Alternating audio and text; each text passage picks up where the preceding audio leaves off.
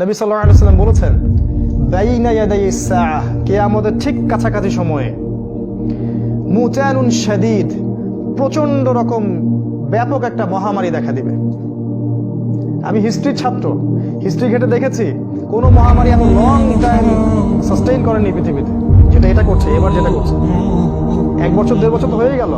সামনে আসবে আপনার কোভিড-21 এবং এই 21 সালের শুরুর দিকে একটা ভাইরাস, 21 সালের শেষের দিকে একটা ভাইরাস আসতে পারে। তো আল্লাহ রাসূল এই কথাটা বলে গেছেন যে কিয়ামতের আগে একটা প্রশস্ত সময় জুড়ে মুতানুন শাদীদ, কঠিন একটা মহামারী আসবে। এক সময় এটা ঠিক হয়ে যাবে। আল্লাহ রাসূল বলছেন ওয়া বা'দাহু, এর পরে আসবে, ওয়া বা'দাহু, এবং এর পরে আসবে সানাওয়াতিজ জালাজিল।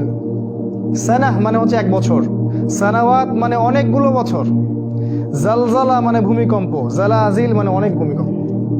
বুঝতে পারলাম? এই মহামারীর এই ফেজ অফ টাইম মানে এই সময়টুকু চলে যাওয়ার পরে আসবে এমন একটা সময় যখন বছরের পর বছর ধরে ভূমিকম্প হতে থাকবে এই বিশ্বে। পৃথিবীর কোনো শক্তির ক্ষমতা নাই এগুলোকে ঠেকায়, যতই চেষ্টা করুক না কেন।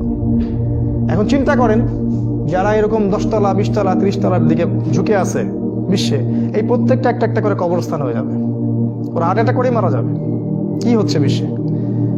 অতএব সামনের সময় খুব কম। এই জায়গায় আপনাকে কোরআন পড়া, হাদিস পড়া, এর অর্থ বোঝা, আমল করাটা দ্রুত শুরু করতে হবে। এর পাশাপাশি আপনাকে নিষেধ বর্জন করতে হবে। নিষেধ আমরা অনেকে বর্জন করতে চাই না, আদেশ ঠিকই মানতে চাই। আদেশ মানতে চাই, নামাজ রোজা হজ যাকাত সবই করি, এদিকে আবার সুদও খাই, ঘুষও খাই, জিনাও করি, সবই করি। এটা করা যাবে না, কারণ আল্লাহর জন্য যখন আপনি অন্যায় থেকে দূরে থাকবেন, এই ব্যক্তিকে বলা হচ্ছে মুহাজির। একজন মুহাজিরের সম্মান আল্লাহর কাছে জান্নাত ইনশাআল্লাহ। তো নিষেধগুলো বর্জন করা, প্রথমে শিরক থেকে বের হয়ে আসা, সব ধরনের শিরক, কারণ ওই 999 জন মানুষ শিরকের কারণেই জাহান্নামে যাবে ইনশাআল্লাহ।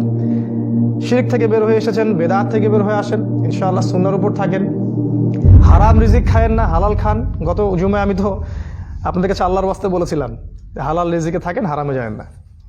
এরপরে অবৈধ সম্পর্ক থাকলে বের হয়ে আসেন, সুদ খাইলে তওবা করে ফিরে আসেন। শোনেন, সুদ খেয়ে যদি আপনি অনেক বড় বড় সম্পত্তি করে থাকেন, আজকে যদি আপনি তওবা করে ফিরে আসেন, সব গুনাহ মাফ করে দিবেন আল্লাহ পাক ইনশাআল্লাহ।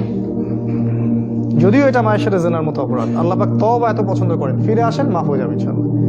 ঘুষ খেয়েছেন, তওবা করে ফিরে আসেন। অন্যের সম্পদ আত্মসাৎ করেছেন, হায়াত থাকতে থাকতে ফেরত দিয়ে দেন। এটা তো লজ্জার কিছু নাই। গিয়ে বলেন আমার অন্যায় হয়ে গিয়েছিল, আমি বুঝিনি, দিনের জ্ঞান ছিল না আমার কাছে, এখন দিনের জ্ঞান এসেছে, এই জমি তোমার ফেরত দিয়ে দিলাম। যার যার সম্পত্তি ভাগ ভাগ করে দিয়ে দেন। নিজের যতটুকু এতটুকু আপনি ফি সাবিলিল্লাহ রাখেন, নিজের সন্তানদের জন্য রাখেন, ঠিক আছে। অন্যের জায়গায় হাতে দিয়ে দেন, আগুনের টুকরা, একটা আগুনের টুকরা। এই যে কয়দিন আগে আমরা গাইবান্ধা সফর থেকে আসলাম, সেখানে শুনলাম মসজিদের জন্য ওয়াকফ করা জমিও বিক্রি করে খেয়ে ফেলছে। মসজিদের জন্য ওয়াকফ করা জমি পূর্বপুরুষ লিখে দিয়ে গেছে, ওয়াকফ করে দিয়ে গেছে, পরে কাগজ জালিয়াতি করে মসজিদের জমিও কয়েক বিঘা খেয়ে ফেলল। এই যদি হয় অবস্থা, তাহলে তো জাহান্নাম ছাড়া কোনো গতি আমরা দেখি না।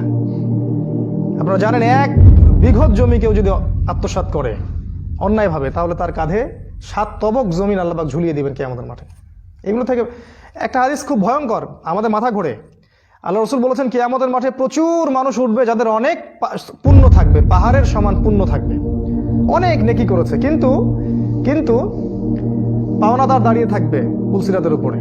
কাউকে গালি দিয়েছে, কারো সম্পদ আত্মসাৎ করে খাইছে, কাউকে আপনার কি বলবো অপবাদ দিয়েছে, কষ্ট দিয়েছে, কাউকে মারছে, কাউকে অন্যায়ভাবে হত্যা করছে, মানুষের সাথে হক জড়িত আছে, সবাই দাঁড়িয়ে থাকবে পুলসিরাতের উপর।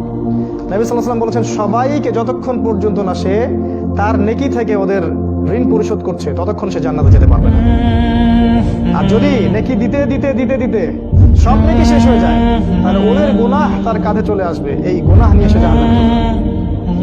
খুব সাবধান। তাই অবশ্যই আদেশের সাথে নিষেধটা বর্জন করে চলি ইনশাআল্লাহ।